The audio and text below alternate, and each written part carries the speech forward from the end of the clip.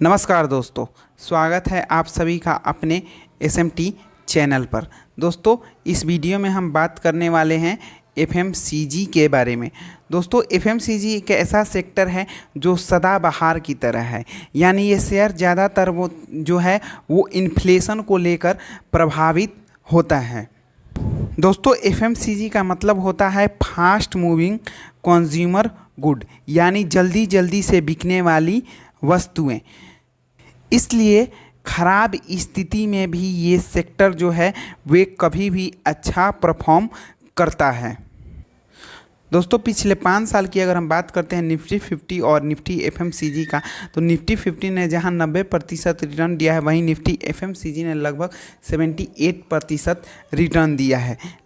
लेकिन हम Nifty bank और निफ्टी एफएमसीजी का कोविड के समय देखते हैं, तो जहां कोविड में निफ्टी बैंक लगभग 31% गिरा, वहीं निफ्टी एफएमसीजी लगभग 4% ही गिरा। दोस्तों, भारत की जनसंख्या बड़ी होने के कारण भारत की इकोनॉमी में कंजम्पशन का योगदान बहुत बड़ा रहा है। दोस्तों, भारत में डेली यूज की खाने पीने वाली चीज़ें या ब्यूटी प्रोडक्ट की हमेशा ज़रूरत बनी रहती है। दोस्तों, इकनॉमी के अगर लिहाज से देखा जाए तो एफएमसीजी सेक्टर जो है वो भारत की चौथी सबसे बड़ी लार्जेस्ट सेक्टर है। दोस्तों, भारत में वर्तमान समय में लगभग 45% कंजम्पशन का जो रेवेन्यू है वो शहरी इलाकों से आता है, वहीं ग्रामीण इलाकों से लगभग 45% रेवेन्यू आता है।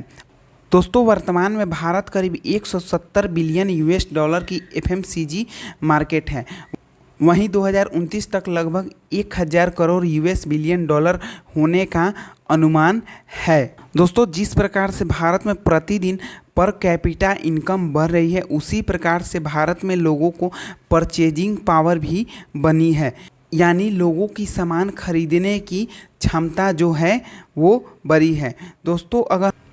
दोस्तों, हम लोग एफएमसीजी की कुछ पॉइंट की चर्चा करेंगे। सबसे पहला आता है एंट्री बैरियर, यानी कोई भी कंपनी जो है वो एफएमसीजी में एंट्री नहीं कर सकती है। उसे अपना अगर कोई नया कंपनी अगर अपना ब्रांड लेकर आती है तो उसे अपना पहचान बनाने के लिए बहुत बड़े निवेश की ज़रूरत होती है। जैसे हम एग्जाम्पल से समझ सकते हैं कि HUL कंपनी भारत की जो है, यानी हिंदुस्तान यूनिलीवर, वो लाइफबॉय, लक्स, डव, पेयर्स चारों साबुन वही कंपनी बनाती है। लगभग इसका देखा जाए तो 80% मार्केट पर कब्जा है। लेकिन अगर यहाँ पे कोई अगर नई कंपनी आती है तो उसके HUL को मार्केट को वो नहीं तोड़ सकती है। दोस्तों, अगर कोई भी कंज्यूमर जो है अगर किसी प्रोडक्ट को ख़रीदना चाहता है तो वो वही प्रोडक्ट खरीदेगा जो उसके पहले से उसके दिमाग में चल रहा है।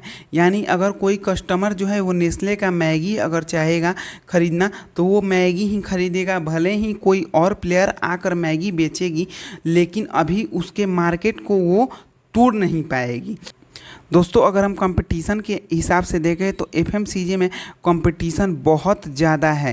तो अगर एफएमसीजी मार्केट में ये भी देखा जाता है, अगर कोई व्यक्ति जो है अगर किसी एक प्रोडक्ट को यूज कर रहा है, लेकिन कल उसे कोई अगर दूसरा प्रोडक्ट दिखाई देता है तो उसी प्रोडक्ट को स्विच कर लेता है। अडानी ग्रुप का फॉर्च्यून तेल जो था वो बहुत ज़्यादा मार्केट में था, लेकिन अभी जो है उसके बाद से पतंजलि का भी तेल आ गया, जिसके कारण कस्टमर को होता है कि वो स्विच कर लेता है। ओवरऑल देखा जाए तो एफएमसीजी सेक्टर जो है इसमें डिमांड हमेशा बनी रहती है, इसलिए इनको स्टॉक जो हैं वो वोलेटिलिटी के दबाव में नहीं आते हैं।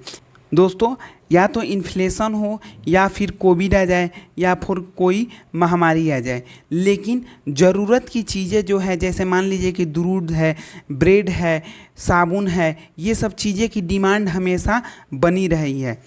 दोस्तों, हमें एफएमसीजी शेयर में निवेश करने से पहले कुछ पॉइंट पर ध्यान देना होगा। सबसे पहले हम बात करें इन्फ्लेशन की। दोस्तों जब इन्फ्लेशन हाई होता है तब इन शेयरों में थोड़ा बचकर निवेश करना चाहिए। और दूसरा प्राइस आता है crude oil price. Crude oil price जो है वो मार्केट को ज़्यादातर अफेक्ट कर देती है। और इसके अलावा हम बात करें कंपनी के प्रोडक्ट की।